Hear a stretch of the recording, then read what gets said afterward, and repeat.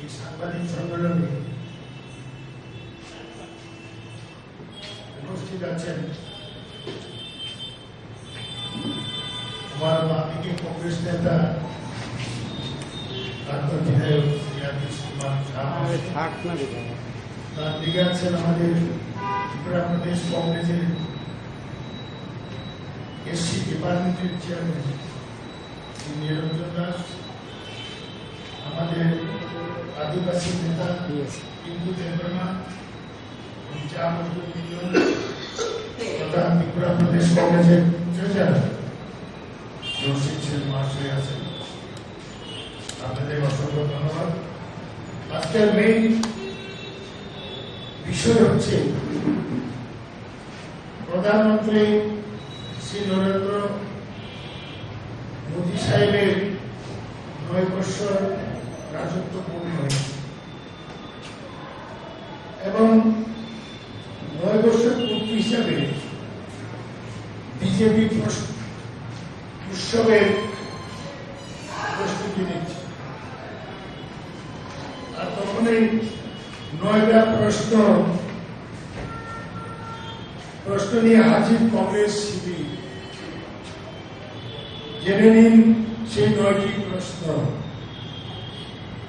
শুক্রবার কংগ্রেস 9 সাল কি 9 সওয়াল বলে একটি বিবৃতি সামনে এনেছে। কংগ্রেস নেতা শ্রী জয়রাম রমেশ সাপ জানিয়েছেন, প্রধানমন্ত্রী নরেন্দ্র মোদীকে আমরা 9টি প্রশ্ন করতে চাই। 9 সাল কি 9 সওয়ালকে সামনে রেখে আমরা দেশের 35টি শহরে সাংবাদিক বৈঠক করব। তারই অঙ্গ হিসাবে আজকে আমরা আগরতলা কংগ্রেস ভবনে আমরা প্রথম সাংবাদিক সম্মেলন করছি। পরবর্তী সময়েও এই বিষয় নিয়ে অনেক নেতাই প্রেস করবে। প্রশ্ন, দেশের অর্থনীতির বেহাল দশা ভালো কেন? অর্থনৈতিক বৈষম্য নিয়েও প্রশ্ন করেছে কংগ্রেস পার্টি। দ্বিতীয় প্রশ্ন, কৃষকরা কেন তাদের ফসলের উপযুক্ত দাম পাচ্ছেন না, তা নিয়ে প্রশ্ন তুলেছি আমরা কংগ্রেস। কেন কৃষকের আয় গত 9 বছরে দ্বিগুণ হলো না, তা নিয়ে প্রশ্ন করছে কংগ্রেস পার্টি। তৃতীয় প্রশ্ন, আদানি ইস্যু ও বিভিন্ন দুর্নীতির প্রসঙ্গ উল্লেখ করেছেন কংগ্রেস নেতৃত্ব। সেই সঙ্গে জাতীয় সম্পদ কেন বিক্রি হচ্ছে, তা নিয়ে প্রশ্ন করছে কংগ্রেস পার্টি। চতুর্থ প্রশ্ন, আভ্যন্তরীণ নিরাপত্তাহীনতা নিয়ে প্রশ্ন কংগ্রেসের। ভারতের মাটি দখল করছে যখন চীন ভারতের মাটি দখল করছে 2020 সাল থেকে, কেন সরকার উপযুক্ত পদক্ষেপ নিল না? পঞ্চম প্রশ্ন, কেন সাম্প্রদায়িক ঘৃণা ও নৃশংসতা যেভাবে ছড়িয়ে পড়েছে, তা নিয়ে কংগ্রেস পার্টি প্রশ্ন করছে। ষষ্ঠ প্রশ্ন, দলিতদের উপর আক্রমণের ঘটনা নিয়েও প্রশ্ন তুলছে কংগ্রেস পার্টি। সপ্তম প্রশ্ন, গণতান্ত্রিক সংস্থাকে বিরোধীদের দমাতে কাজে লাগানো হচ্ছে ও প্রতিশোধ নেওয়ার চেষ্টা করে যাচ্ছে এবং এটা প্রতিবাদ করছে কংগ্রেস। 8 নম্বর প্রশ্ন, 100 দিনের কাজের প্রকল্পে কেন বাজেট কমানো হচ্ছে, কেন গরিবের কর্মসংস্থানের পক্ষে এভাবে বন্ধ করা হচ্ছে, তা নিয়ে প্রশ্ন করছে কংগ্রেস। 9 নম্বর প্রশ্ন, করোনা পরিস্থিতি মোকাবিলায় কেন ব্যর্থ হল সরকার, কেন মৃতের পরিবার ক্ষতিপূরণ যথাযথ পেল না, তা নিয়ে কংগ্রেস পার্টি প্রশ্ন করছে। তবে এসবের মধ্যে 9 বছর পূর্তি উপলক্ষে 30 মে থেকে 30 জন পর্যন্ত বিজেপি অন্তত 50টি পরিকল্পনা নিয়ে সে সভা করেছে। কংগ্রেস পার্টি সব শহরে সব জায়গায় আমরা 9 সাল সালের 9 প্রশ্ন 9 সাল 9 সওয়াল নিয়ে কংগ্রেস সব জায়গাতে প্রচার শুরু করে এবং একটি কথাই বলবো যে আমাদের রাজ্যের কথা বলি,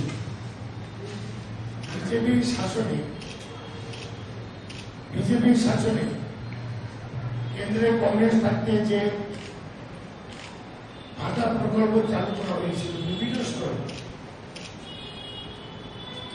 বার্ধক্য ভাতা, বিকলাঙ্গ ভাতা, স্বামী পরিত্যক্তা ভাতা, বিধবা ভাতা ইত্যাদি নিয়ে যে অনেক ভাতা চালু করেছিলেন এবং এই রাজ্যে বিজেপি সরকার প্রায় ৪৫,০০০ উপরে মানুষের ভাতা বন্ধ করেছে।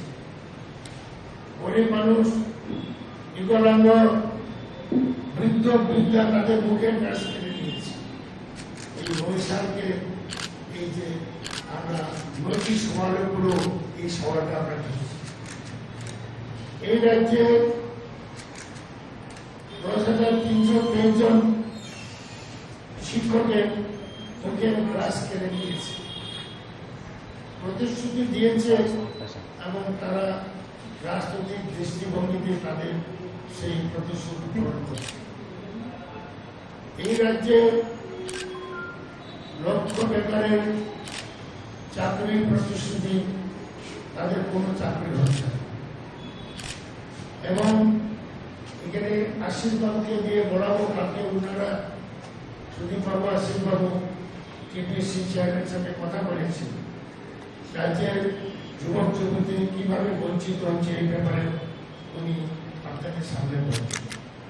এবং এই ৯ বৎসরে আমাদের ত্রিপুরা এর বিন্দুমাত্র আমরা সুযোগ পাইনি, কারণ ত্রিপুরাতে রেল এসেছে কেন্দ্রীয় কংগ্রেস সরকার, ধর্মনগর পর্যন্ত ট্রেন এসছে, এরপর ধর্মনগর কুমারঘাট থেকে মনু থেকে সাতপুর পর্যন্ত এই রেলের ব্যবস্থা কংগ্রেস পার্টি করছে। ত্রিপুরায় 4টি বিমানবন্দর ছিল, আগরতলা শহর, ওই বিমানবন্দর ওরা বন্ধ হয়েছে। ওটা চালু করার জন্য কোনো উদ্যোগ নেই। কেন্দ্রীয় কংগ্রেস সরকার থাকতে বিমানবন্দর মঞ্জুর করেছিল কৈলাসহরে, কিন্তু রাজ্য সরকারের গাফিলতির জন্য সেটা চালু করা যাচ্ছে। এবং আমরা দ্বিতীয় রেল সম্প্রসারণের জন্য দাবি করেছি অনেক আগ থেকে, কারণ রাজ্যের বেশিরভাগ ডিস্ট্রিক্ট এবং 7 ডিভিশন হেডকোয়ার্টার রেল থেকে বঞ্চিত। তার জন্য আমরা এবার গুয়াহাটিতে গিয়ে আমরা স্মারকলিপিও দিয়েছি এবং বিক্ষোভ প্রদর্শন করেছি, যাতে প্রত্যেকটা জেলা, প্রত্যেকটা 7 ডিভিশন হেডকোয়ার্টার যাতে রেল সংযোগ থাকে যোগাযোগের সুবিধার জন্য। এবং আমরা বলতে পারি নরেন্দ্র ভাই মোদীর ৯ বছরের শাসনে ত্রিপুরার কোনো সুযোগ পায়নি। একটা উদাহরণ দেখাতে পারি, রেল চালু হয়েছে, রেল চালু কংগ্রেস করেছে এবং রেলের সংখ্যা বাড়াতে পারে, এটা কোনো ক্রেডিট নয়। রেলটা যে সংযোগ করেছে সাতপুর পর্যন্ত, ক্রেডিট নয়। এবং ত্রিপুরাতে জাতীয় সড়কের যে সিদ্ধান্তটা কেন্দ্রীয় কংগ্রেস সরকার করেছে, যে ধর্মনগর থেকে কৈলাসহর হয়ে মানিকগঞ্জ হয়ে খোয়াই হয়ে তেলিয়ামুড়া যে ন্যাশনাল হয়ে কেন্দ্রীয় কংগ্রেস সরকার থাকতে সেখানে মিনিস্টার জর্জ ফার্নান্ডেজ, অস্কার ফার্নান্ডেজ উনি স্যাংশন করেছে। আগরতলা থেকে সাতপুর পর্যন্ত ন্যাশনাল হাইওয়ে অস্কার ফার্নান্ডেজ করেছে কংগ্রেস। এবং আগরতলা থেকে ধর্মনগর যে হাইওয়েটি আছে ৪৪ নম্বর, এটা মঞ্জুর করেছে কংগ্রেস আমলে। কি করলো এই আমলে?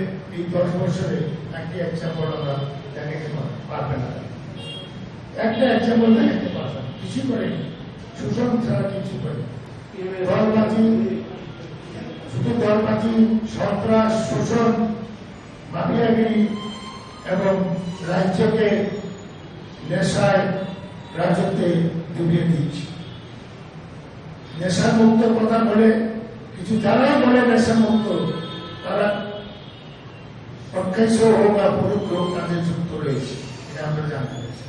সুতরাং 9 বছরে 9 সাল মোদী আমাদের রাজ্যে ছিল, একটা আমরা সুযোগ পাই। এখন আপনাদের সাথে সভাপতি আমাদের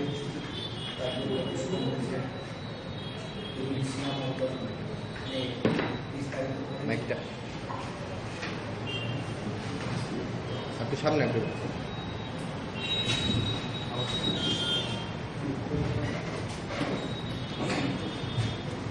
মূলত মাটির প্রশ্ন নিয়ে কেন্দ্রের নরেন্দ্র মোদী নেতৃত্বাধীন বিজেপি সরকারের উদ্দেশ্যে আমাদের এই 9 বছরের 9 সভা।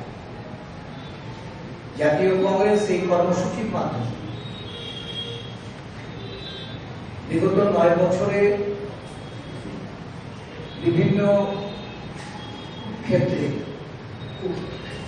বিজেপি সরকারের যে তাদের গণতন্ত্রের প্রতি, সংবিধানের প্রতি যে অমান্যতা,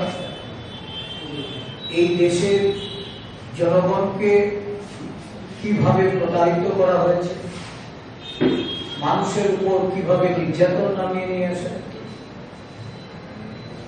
যার ধর্মের বর্ণের মানুষের মধ্যে লড়াই বাঁধিয়ে রাজনৈতিক লাভালাভের যে পদক্ষেপগুলি, সেগুলি সামনে রেখে দেশের মানুষকে যেমন জাগ্রত করতে চাইছে, আর যিনি দেশের কর্ণধার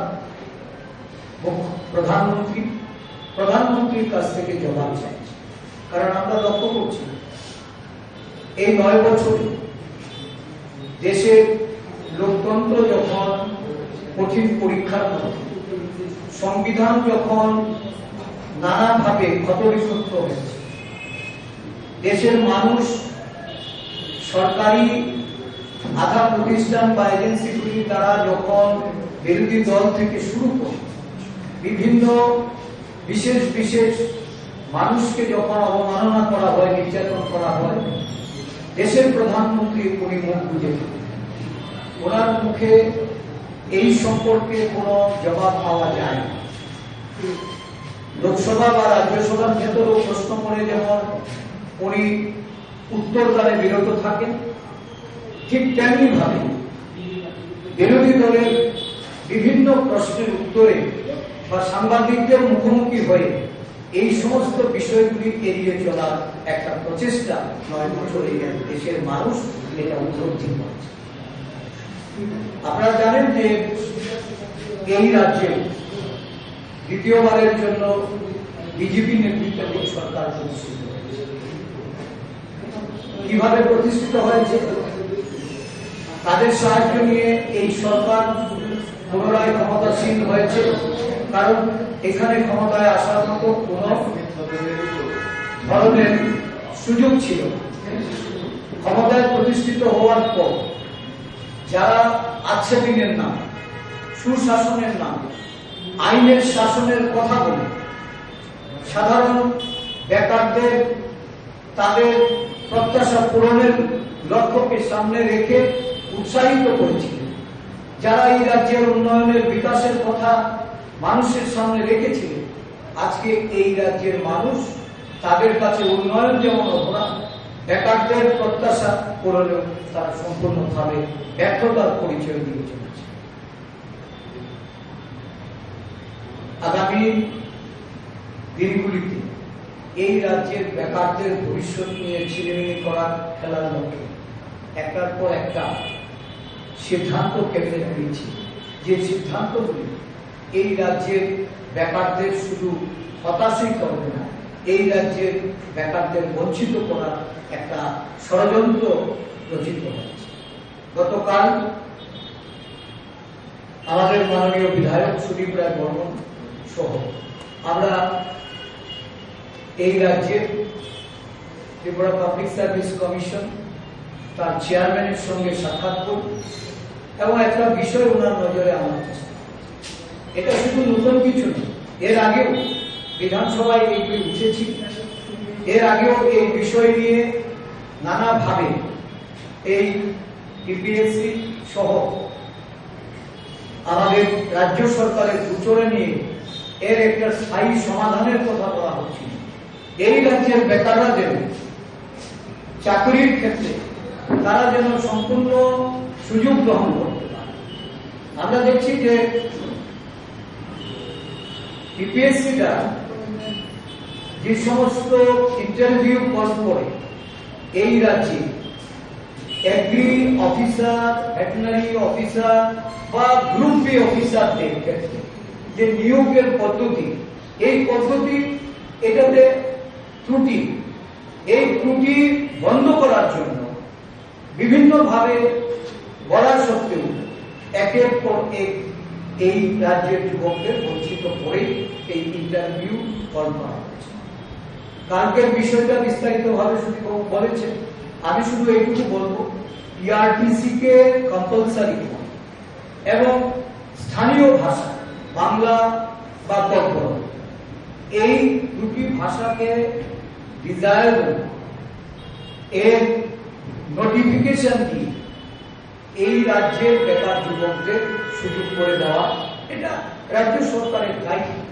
রাজ্য সরকার কি কারণে তার ক্যাবিনেট ডিসিশনে এগুলি এড়িয়ে যাচ্ছে বা কাদের ইন্টারেস্ট রক্ষা করার জন্য এই ধরনের পদক্ষেপ নিচ্ছেন, এটা নিয়েই আমাদের ত্রিপুরা প্রদেশ কংগ্রেসের এই রাজ্যের মাননীয় মুখ্যমন্ত্রীর কাছে আমাদের প্রশ্ন, অবিলম্বে এই যে অ্যানামলি এটা দূর করা এবং সরকারের ক্ষেত্রে এই রাজ্যে যে সুশাসনের কথা বলে যারা সরকারে প্রতিষ্ঠিত হয়েছে, রাজ্য জুড়ে নির্বাচন উত্তর সন্ত্রাস, রাজ্যের বিরোধী দলগুলি তাদের কর্মসূচির উপর নানাভাবে অগণতান্ত্রিক ভাবে হস্তক্ষেপ করা, পুলিশ প্রশাসনকে একপেশে করে কাজে লাগানো, মিথ্যা মামলায় জড়িয়ে এই রাজ্যের বিরোধীদের নানাভাবে হেনস্থা করা, এগুলি অবিলম্বে বন্ধ করার জন্য। কারণ বছরের পর বছর কেটে গেলেও রাজ্যের মুখ্যমন্ত্রী, যিনি সদা বলে থাকেন যে এখানে সুশাসন প্রতিষ্ঠা করে, মানুষের অধিকার প্রতিষ্ঠা করে, গণতন্ত্রকে তার সঠিক রূপায়নে উনি পদক্ষেপ নেবেন, উনি নানা সময়ে নানা ঘোষণা দিয়েছেন, একটি ঘোষণাও সঠিকভাবে কার্যকর হয়। এই রাজ্যের মানুষ তারা নির্যাতন সহ্য করে দিনের পর দিন এই শাসক দলের অত্যাচারে আজকে মানুষের জীবনযাপন অতিষ্ঠ হয়ে উঠেছে। মানুষ প্রতিরোধের জন্য তৈরি হচ্ছে। আমি প্রদেশ কংগ্রেসের পক্ষ থেকে রাজ্য প্রশাসন এবং রাজ্যের মাননীয় মুখ্যমন্ত্রীর দৃষ্টি আকর্ষণ করতে চাই, যেখানে সর্বদলীয় কিছু মারামারি হয়, সংঘর্ষ হয়, আপনি পদক্ষেপ নেন। বিরোধী দলের উপর যখন নির্যাতন নেমে আসে, বাড়িঘর ভাঙচুর হয়, আগুন দিয়ে পুড়িয়ে দেওয়া হয়, বিভিন্ন ঘটনাবলীতে মিথ্যা মামলা জড়িয়ে অ্যারেস্ট করা হয়, সেগুলির কোনো তদন্ত হয় না, সেখানে প্রশাসনের কোনো পদক্ষেপ থাকে না। অবিলম্বে এই নির্বাচন উত্তর সন্ত্রাস আটক চলছে সমগ্র ধর্মনগর জুড়ে। আজকে প্রতিদিন কোন না কোন বিরোধী দলের কর্মী নেতার বাড়িতে আক্রমণ হচ্ছে, নেতারা আক্রান্ত হচ্ছে, বিভিন্ন ভাবে তাদের ধন সম্পত্তি নষ্ট করে দেওয়া হচ্ছে, অনেক দোকানে তালাবন্ধ করে তাদের আর্থিকভাবে ক্ষতিগ্রস্ত করা হচ্ছে। এই বিষয়গুলিতে শাসক দল এবং সেখানকার নির্বাচিত প্রতিনিধি তাদের মদত নিয়ে সেখানে এই ধরনের কর্মকাণ্ড চালিয়ে যাচ্ছে। আপনার সুশাসন সেখানে মুখ থুবড়ে পড়েছে। অবিলম্বে আপনি পদক্ষেপ গ্রহণ করুন, অন্যথায় আমরা রাজ্যবাসীকে এই বিষয়ে অবগত করছি। আগামী দিন বৃহত্তর আন্দোলন সংগঠিত করার লক্ষ্যে ত্রিপুরা প্রদেশ কংগ্রেস পদক্ষেপ গ্রহণ করবে।